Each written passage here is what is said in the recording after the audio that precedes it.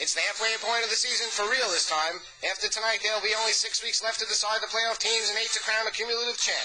We entered the week with 5 teams in 4 playoff spots and 3 teams behind them by only 1 game, as the tightest playoff race in recent memory continues. Not only that, the Fuckins narrow the gap again this week for the cumulative title, gaining ground on the bad guys. But first, before the week began, it was Paola, with sole ownership of best record in the league at 5-2.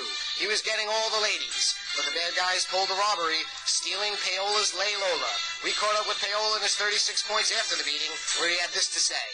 The bad guys will come out of this at 500, while Paola will drop to 5-3, still best in the league.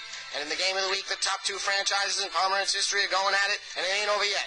Boston Yonkers takes his team into the stadium tonight to face the Fuckins. Fuckins sit with a 14-point lead over Yonkers, who has Pierre Garçon suited up.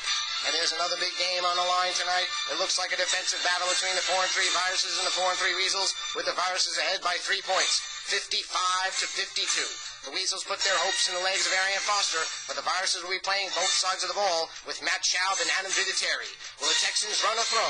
That could be the difference. The winner will go to 5-3, the loser to 4-4. Meanwhile, the reemergence of Lucky Charms can't be ignored. In fact, you better watch out. Patty Tanager is coming to town. You want to fight about it? After scoring league lows in weeks 3 and 4, they've gone 94, 95, and 97 the last 3 weeks, and stand poised to win their first week of the season. They've got 106 points with Andre Johnson still to go. Meanwhile, the losing Bald Eagles are already on the flight back home, getting ready for the Paolas next week. A must-win game, perhaps. Only 2 live Jews can catch the Charms tonight, but they start out 19 points behind and hope Peyton Manning has a big night. They also need just 5 points to take out the valiant but unfortunate Knishes, who scored 91 and are beginning to shift their focus towards a loser bowl champion three-peat. The 2 live Jews win, on the other hand, would be positively mazel-tabulous for the franchise. They would once again own the best record.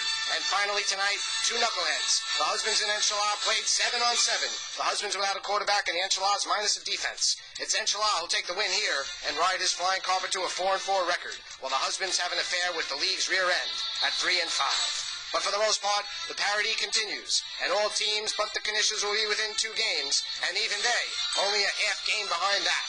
We finish the first half of the season tonight on Monday Night Pomerantz.